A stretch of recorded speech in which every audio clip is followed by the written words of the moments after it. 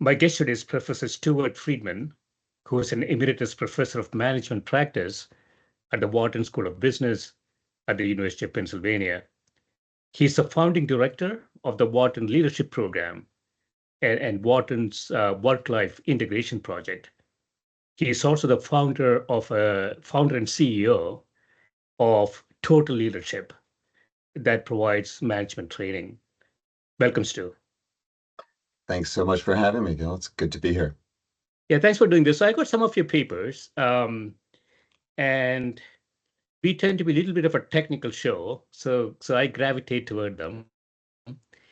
But then we'll probably go through them fairly quickly because it has some interesting findings. We even have a controlled clinical trial that I want to talk about.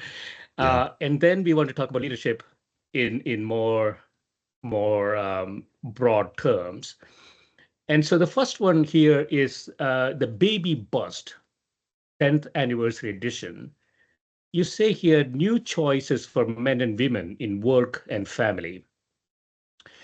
And so you studied two generations of Wharton college students as they graduated, Gen Xers in 1992 and millennials in 2012. The cross-generational study produced a stark discovery, you say. So what did you find?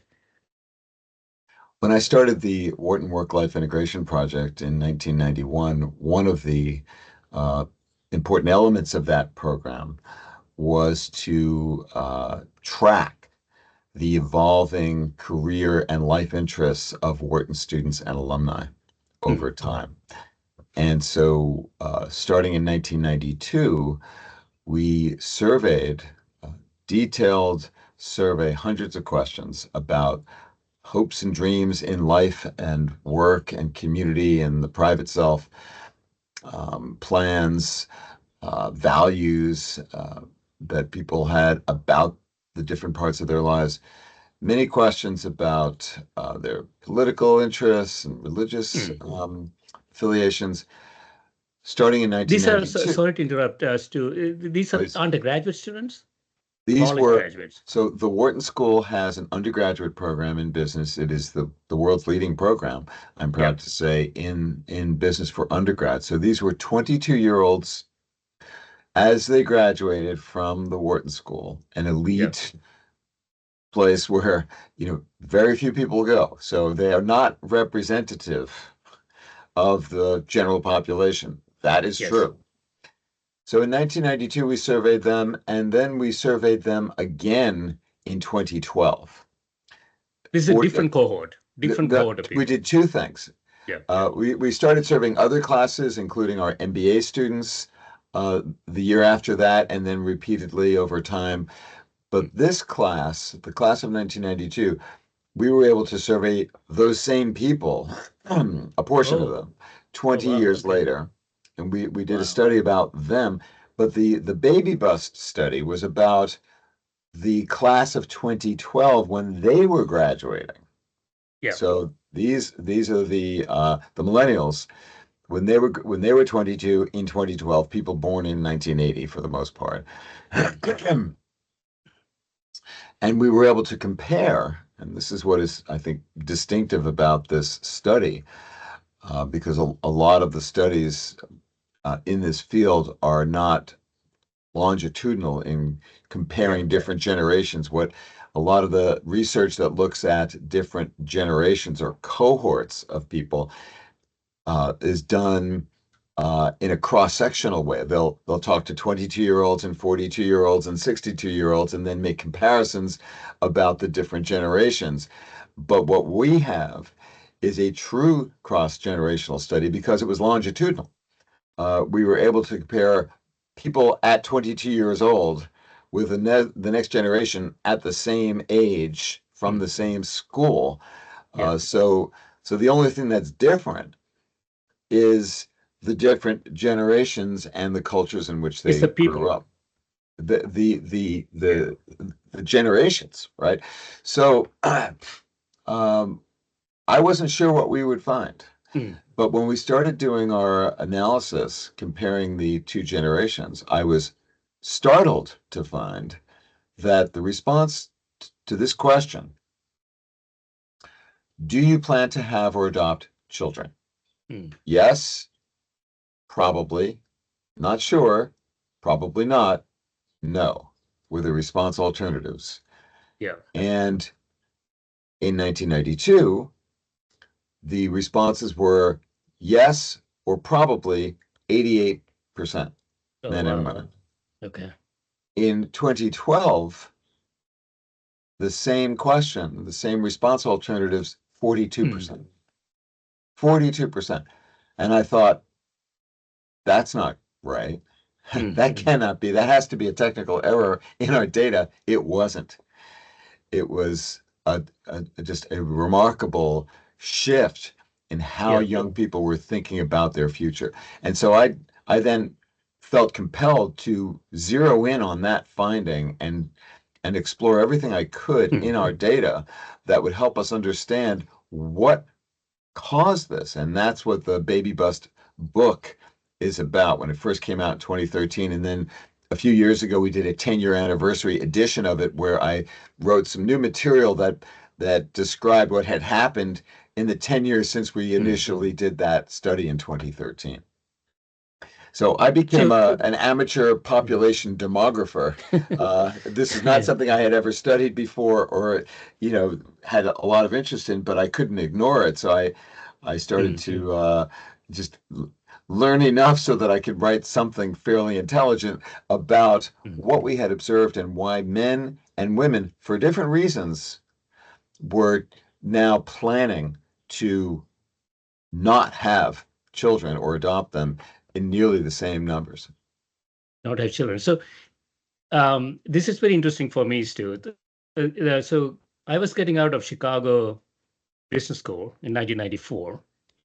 And if you sort of overlay the economic expectations in 1992, internet is sort of perking up, the economy is going places, and this is I'm sort of asking a broader question.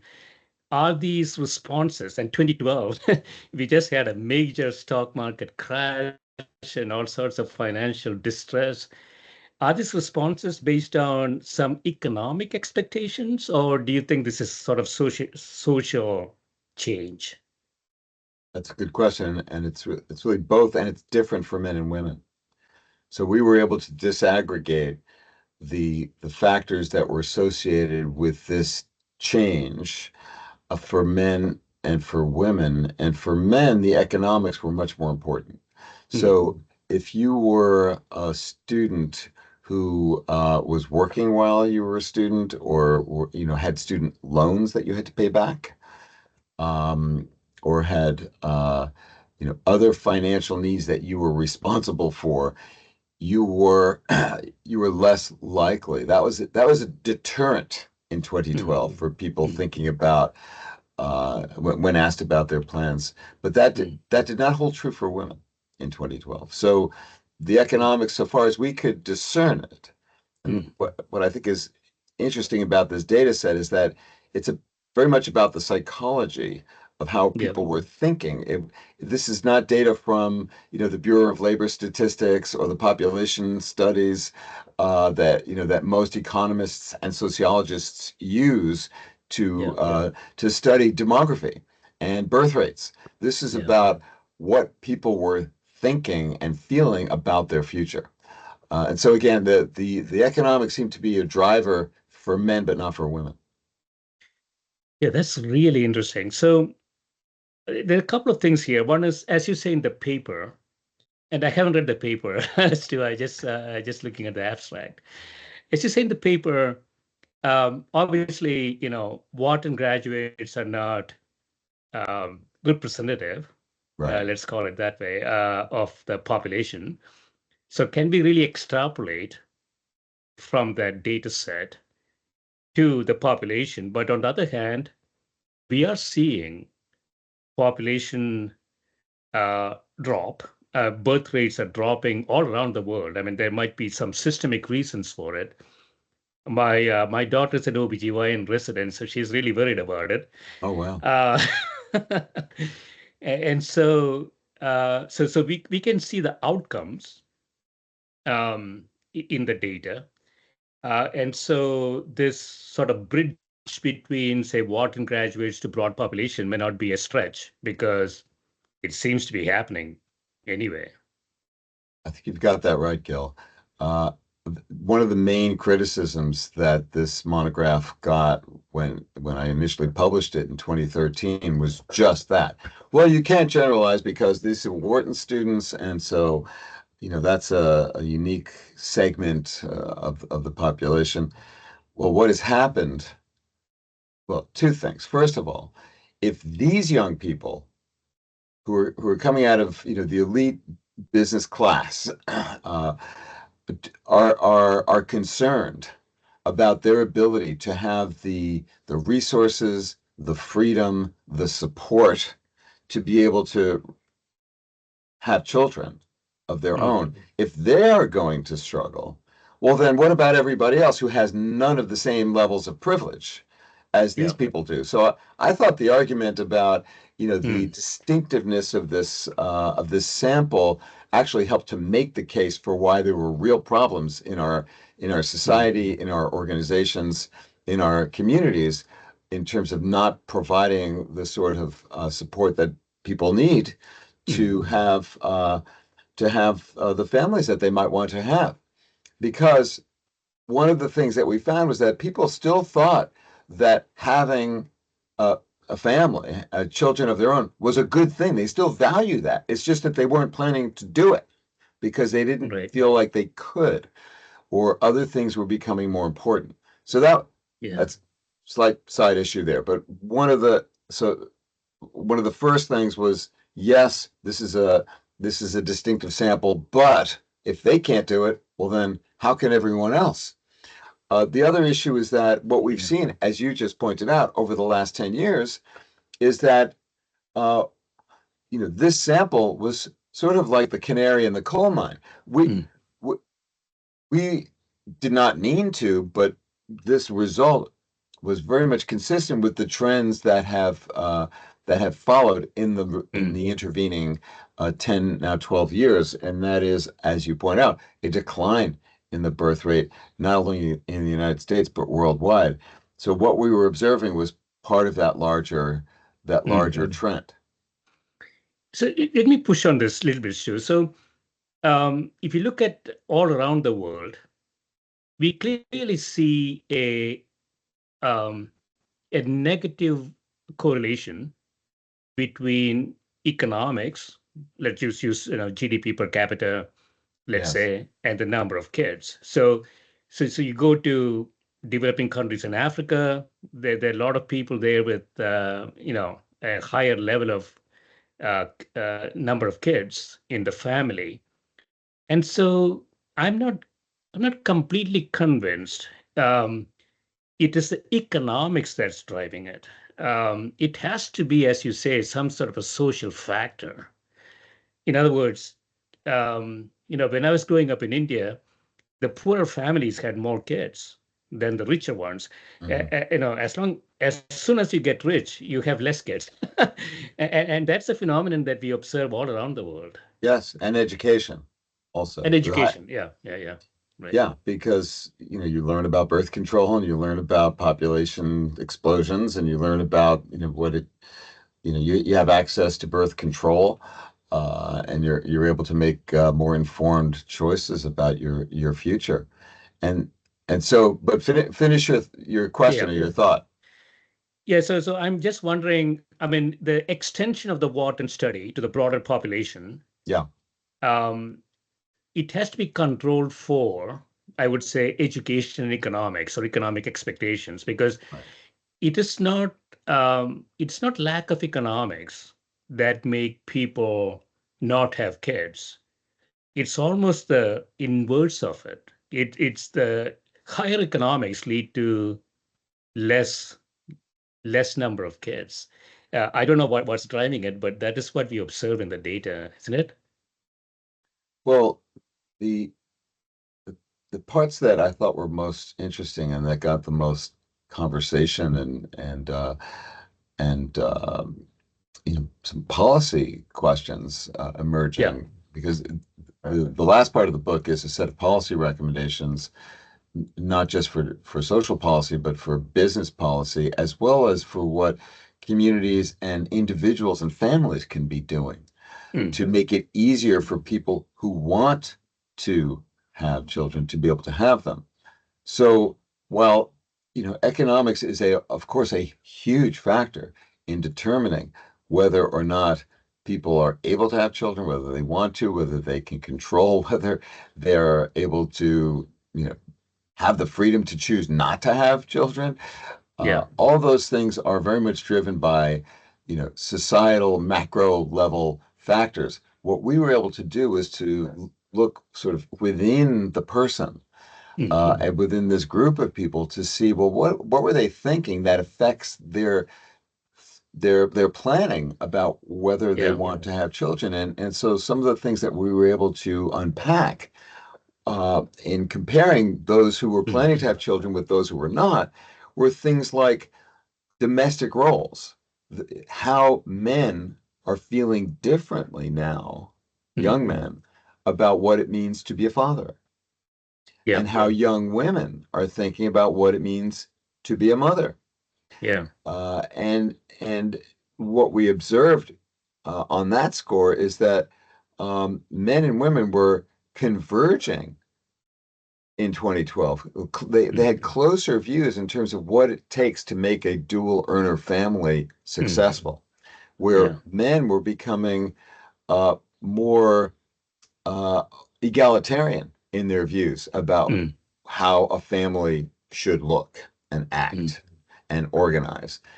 Whereas women, interestingly, were becoming less so. And Interesting. Yeah. compared to the class of 1992, when Mm. there was,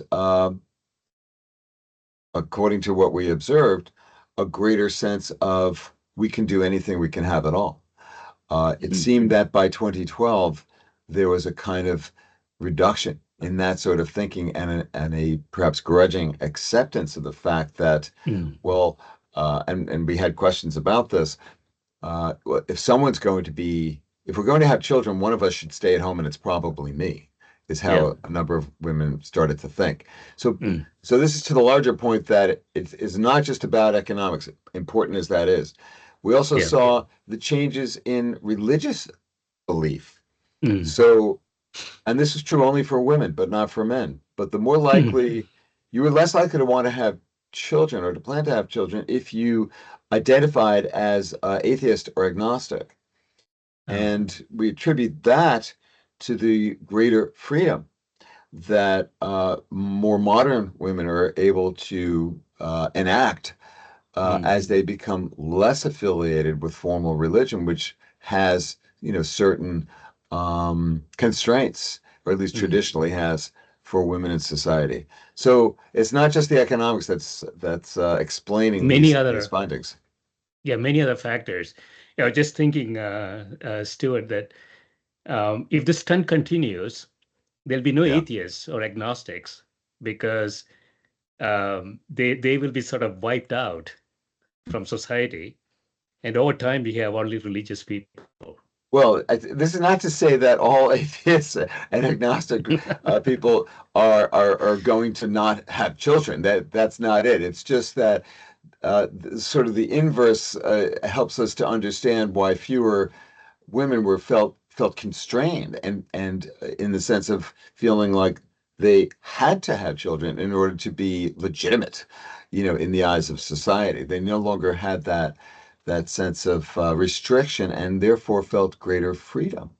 In the Mm. same way that men over time are feeling greater freedom to assume the role of involved parent in Yeah, ways that the prior generation had not, where they yeah, yeah. were, pigeonholed into, being the single earner father who did not have a lot of involvement with child rearing. So that too is a move toward greater variation in the Yeah. possibilities for young people to assume different roles in society, and that's where I saw in the findings a glimmer of hope, in Mm. the sense that people were making more conscious choices to become parents Yeah. based on what was important to them, not what was important to society or to what their parents wanted, but to what they wanted to do in Mm. terms of the lives that they wanted to live. It's really interesting. So I want to go into another paper, Stu. Okay. Um, a randomized controlled trial to improve, I mean, sort of connected to what we're talking about, to improve the success of women assistant professors. So you say here, given the persistent disparity in the advancement of women compared with men faculty in academic medicine, it is critical to develop effective interventions to enhance women's careers. We carried out a cluster randomized, multifaceted intervention to improve the success of women assistant professors at a research intensive medical school. So, what was the intervention here? This was a study that was funded by the NIH, an R01 grant that we did over 10 years ago that was done at the hospital of the University of Pennsylvania, where we had a number of different controls and interventions at different levels. So there was a pair of individual level interventions with one group and a comparison group that did not experience those Mhm. interventions.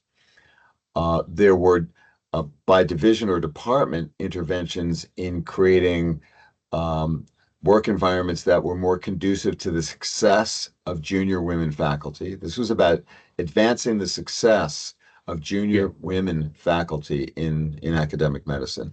And then there were some system level changes that were also advanced. The yeah, part that I was asked to lead was one of the two individual level interventions. The other one was a manuscript writing workshop. mm, So for half, it was a year-long study.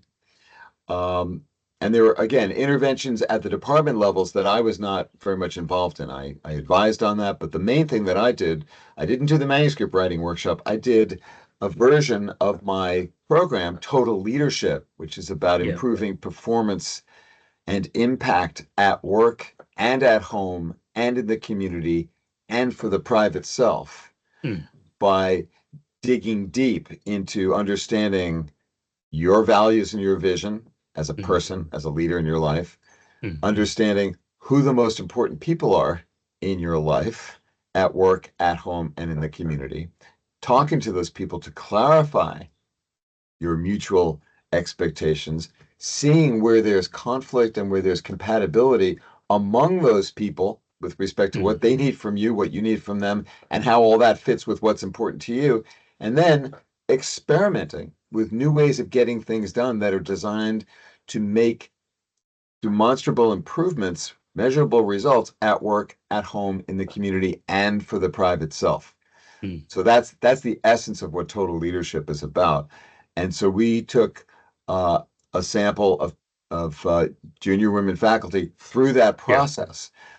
And so among the fascinating results of that study was the observation that the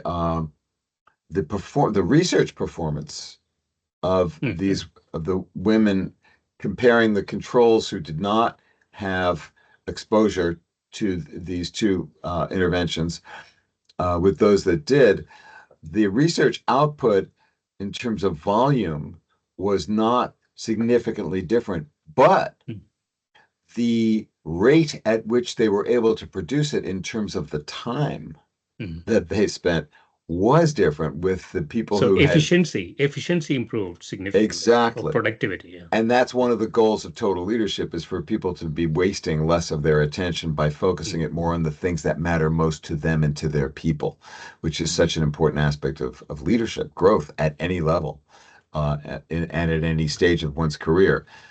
yeah. So we were very pleased to see that the combination of the manuscript writing workshop and the total leadership Mm, approach helped people to become, yes, more focused, more efficient, and having more time for other aspects of life mm. as a result. I mean, it's so simple and so elegant.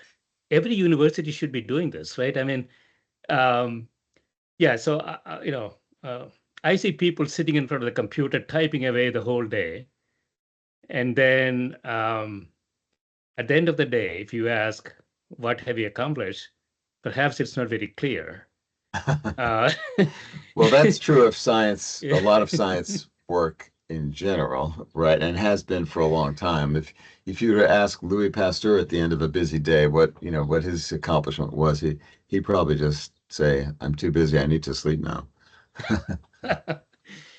But your study is actually quite instructive in the sense that if you focus and if you find, I don't know if this is what you're saying, but if you find easier ways to get your end answer, given a sort of a broader objective function, it's not like I go to the office at 8 a.m. and come back at 6 p.m. type thing. If you have a broader objective function, there are a lot of stakeholders around you. That process appears to be more effective or more efficient or more productive. Is that the right way to think about it? Well, yes, and that was again. I only played a part in that study. The lead investigators were Jean Ann Grisso, Stephanie Aboul. I had the piece that was focusing on this, one of the two individual level interventions. But we have done this work in different formats with executive MBA students at the Wharton School for 25 years, as Yeah. well as with companies, people and organizations all around the world, both in person and by by remote, where we take them through a systematic process of exploring their values and their Mm, vision, what's most important to them, who's most important, connecting with those people in meaningful ways, and then experimenting with new ways of getting things done that are designed to make things better in all the different parts. right. And that's the consistent finding is that people end up shifting some of their attention away from work and to the other parts of their lives, and yet Mm, they perform better at work as a result because they're less distracted, they're more focused, and they're spending less of their attention and energy mm, on the things that don't matter so much because they learn more about yeah. what really matters and they develop the confidence and the capacity to make smarter choices, to be more intentional, more Mm, mindful about what they choose to invest their attention in. And they do this work in a peer-to-peer coaching trio or pair. So they've got intimate exposure to a couple of other people that are doing the same thing as they are, and they're coaching each mm, other, and they gain both support and accountability for pursuing these exercises in a way that is extremely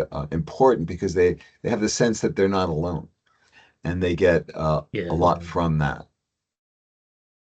Yeah. So I'm totally speculating here, Stu. So there is an evolutionary, potentially a blind spot here. So out of African savanna, your objective functions were very narrow. Let me speculate and hypothesize. You Please. have to go out and hunt a rhino. You have to bring it back. I mean, you don't have other thing. What's happening in the cave is not something in your brain because you have to first survive and then bring the rhino back. So it's very focused, process-oriented things that we did for 100,000 years. So now we have a modern world where you have a lot of it's a much more complex subjective function. Perhaps our brains are not really capable of doing that optimally. Of doing What do you what? think? Brains aren't capable of doing which part? Doing it optimally because it just too complex. We were sort of simple objective function people for 100,000 years. Well, I'm not a historian of human evolution or an anthropologist, but I take your point that we are in a different environment, a different social environment, different economic environment, different political, cultural environment now than our forebears. Yeah. And it takes a different approach to living and working to be fruitful and to be at some level of peace and harmony. Mm. Um, And so the shift to be thinking about choosing what to focus on Mm. and choosing what not to focus on, to know what you really care about and to make, again, intentional decisions about what matters to you. Yeah. This is, back to the point earlier about greater freedom now, just across the generations in terms of their, choosing whether or not to become parents. Well, the kinds of choices that you and I have in our lives is infinitely greater than what our great great grandparents could have imagined, Mm. right? And so it does require a, a, a, a kind of education through practice, through doing, that We have to enables. spend extra effort. It almost sounds to me, and that is sort of what you're trying to accomplish in ways that um, it may not be natural. So let me skip over the It's not. succession. Yeah, go ahead. Yeah, go No, ahead. Sorry. I think that's a great point, that it's Yeah. not a natural way to think. And I always encounter skepticism, whether I'm dealing with a group of chief executives or a senior management team, or whether it's production workers in a factory, or accountants, or physicians, or research scientists, or creatives, wherever I go. Uh, the question is always, that doesn't work. No, Yeah. I don't believe you, until you help people go through a process of self-discovery. Mm. What really matters to you? Tell a few stories about critical episodes in your life history that have shaped your values. Mm. Write a description of an ideal day 15 years from now in terms of what you're doing and the impact that you're having.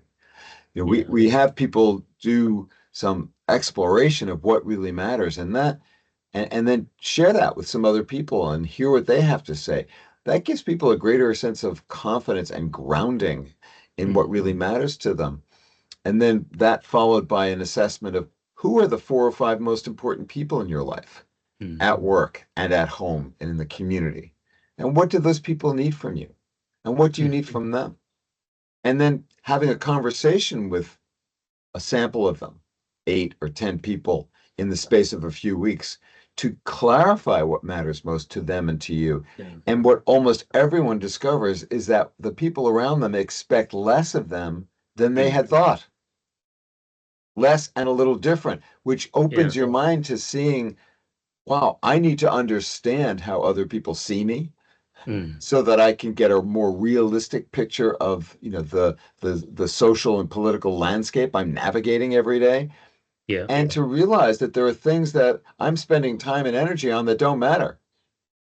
And so that's where the Yeah. experiments come in. People then do experiments, and we have Mm. them go into the laboratory of their real lives and spend a Mm. month or two on Mm. making changes and tracking those changes to see what they learn about how they can make things better for the people around them and for themselves. Mm.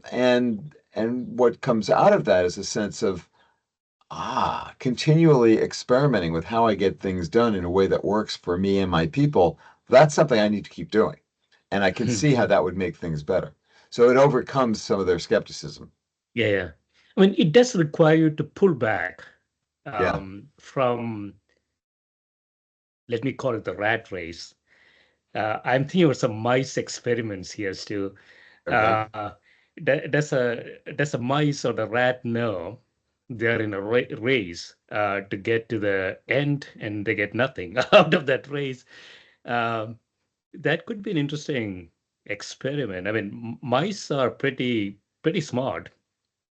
So if you put them into a rat race and then you say, he or she keeps doing it, at some point they're going to say, What's the point in this?"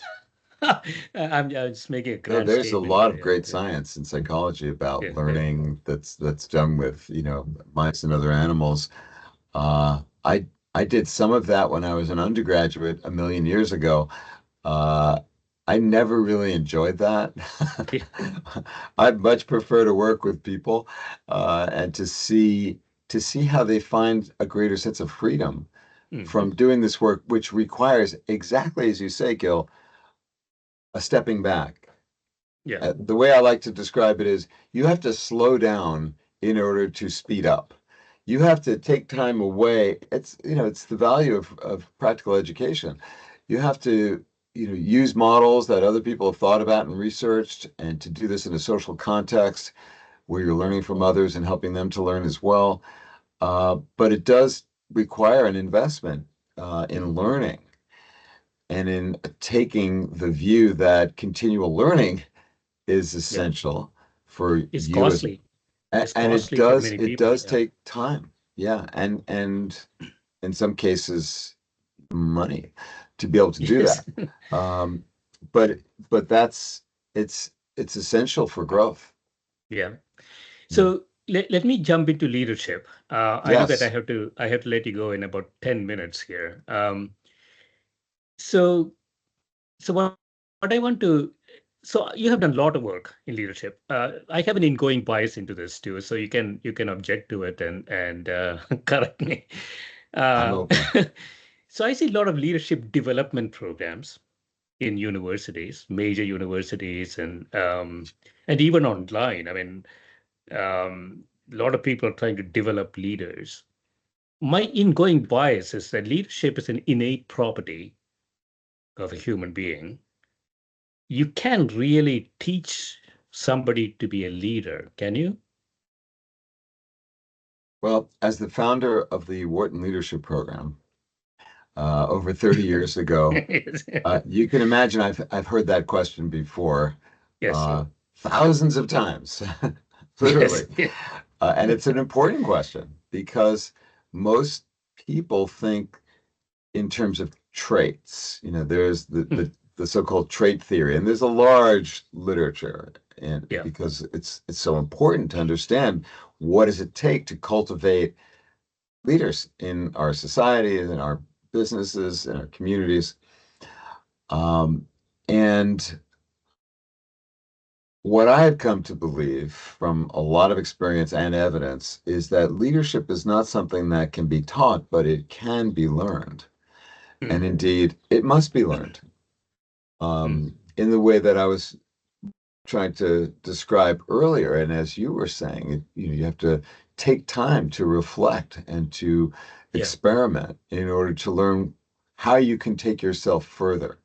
So, yes, Hmm. we're all different. We all have different values. We all have different skills Yeah. that we've had occasion to develop. But my belief, and this was the sort of ideology of what we were doing at Hmm. Wharton and what I do with Total Leadership, is that everyone can take themselves further.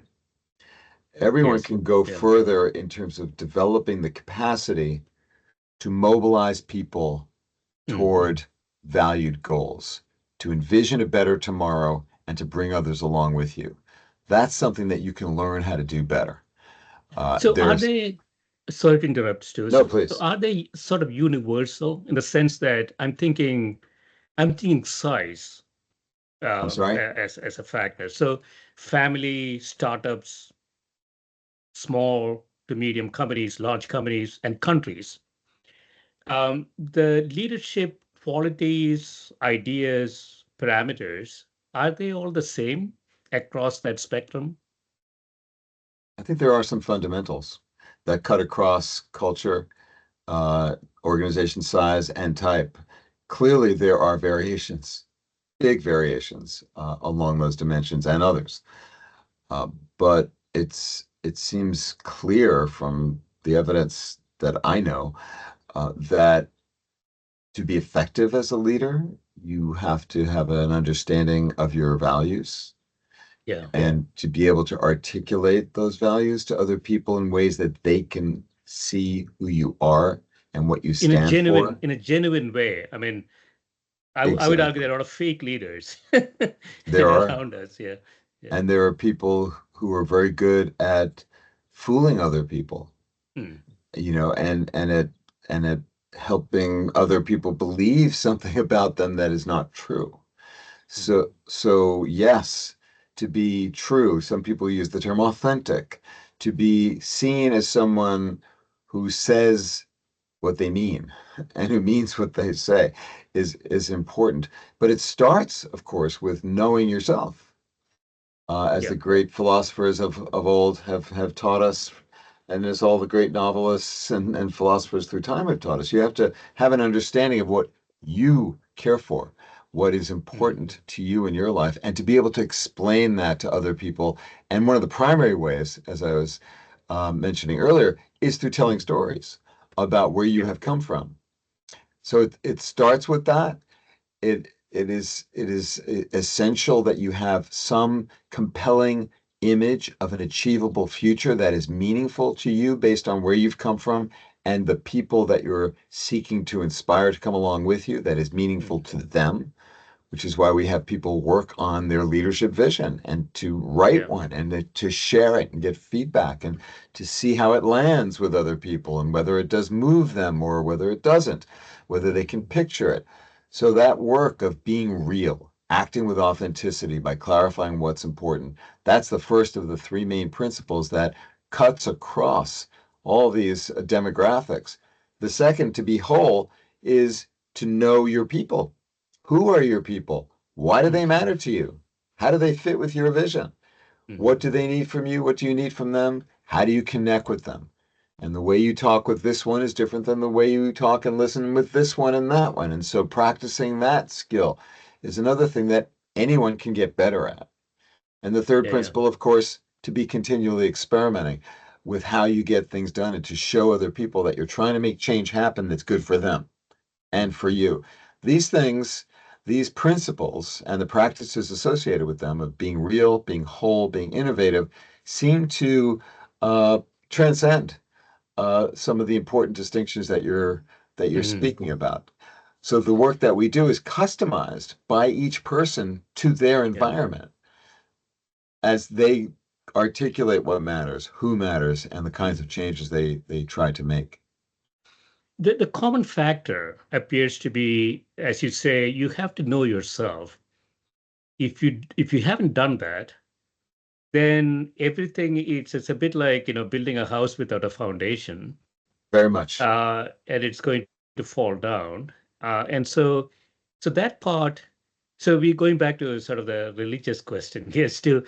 Yeah. Perhaps religions were sort of focused on that, to say, get the basics right, get to know who you are. I mean, they obviously introduced a lot of noise that we are in this mess now, uh, in the world. But the fundamental concepts might have been right when religion started. I'm speculating, wildly speculating here.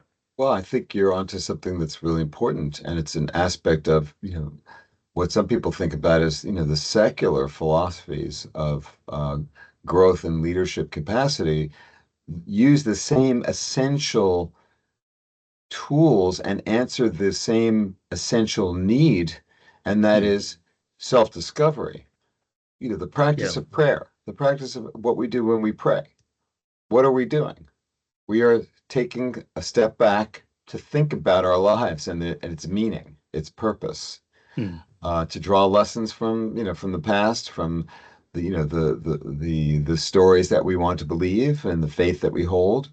Whatever it is, the process of reflection on meaning and Hmm. purpose is, I dare say, universal to all the extant religions of the world, the ones that are still living. They all do that, right? Hmm. And so, yes, religious practice, some people, think about modern leadership practice as, just another way of doing the same thing that religion has Hmm. traditionally done. It's also a way, in my approach, of addressing the question of who matters to you, which is Yeah. another question that religions definitely do address. And there Hmm. are different answers, depending on the different religions. But most of the world's religions speak to the issue of every human life being precious, right? Hmm. And so, Yeah. what does that mean to you in your world? And how do you address that? And then using your talents, your creativity, your gifts, your opportunity, your privilege, what have you, to be able to do some good in the world, to serve other people, That is also a part of what most religions uh, try to teach, and it's what we do in most leadership education. Now, not Hmm. all leadership education does that, Yes. and so I have a problem with a lot of leadership education efforts as well. Yes. Um, and and perhaps we'll have to have another conversation about critiquing that whole business. Yeah, because it became a business, in my view, in the sense that so AI, every university has so many AI courses now. Uh, Universities are businesses. I mean, whether you like it or not. And when they see a trend, they jump on the bandwagon and they do all sorts of classes, courses, programs. Um, but that doesn't really get you into where to where you want to be. I'm being a little Well, bit negative here, but yeah, it's fine to be skeptical about that. I have a yeah, lot of skepticism too about different approaches to leadership education. Some are good and some are not. The ones that take seriously the ethical questions, the moral questions, mm, are ones that generally, produce real impact in helping people, whether they are students in college or whether they are senior people in life or mm, everywhere in between. If if there's a process that helps you to become more attuned to why you're here, to your purpose, yeah, and to what it means for you to serve the world around you in a way that helps you to lead the life you want to lead, mm. well, then those are, that's a good recipe Yeah. I mean, for more technically, I mean, if you're not able to define an objective function you're trying to maximize, you're going to make a bunch of mistakes. And so, before you get out to live, get that objective function right. And some of them could be quite simple, actually. And some of them could be complex. That's fine as well. But it is, like you say, it's knowing yourself, what you want to accomplish, what you want to do, who you are. That appears to be the most important starting point, right? If you don't get that right, if you don't get the initial conditions right, then it's sort of a difficult thing to progress further. yes, and this is something that changes over the course of life. As you're old enough to know that, I certainly am. Your values shift as life changes you, and you change through the course of, disappointments, tragedies, and successes, and everything else. You start to learn more about what really matters if you're paying attention. Uh, Many people don't have the ability, or they don't have the resources to pay attention. They just have to go out and kill that rhinoceros, and Yeah, that's all they there's can do. data wasted. Yeah. We're fortunate. We have the opportunity to learn. And that's hopefully what we will continue to do as a species. Although some days, these days, you start to worry. Yeah. Excellent, Stuart. I know that I have to let you go, otherwise your guests will be waiting. Excellent. Yeah. Thanks so much for spending time with me. It's been a pleasure, Gil. I've really appreciated the time with you. So thank you. Thank you.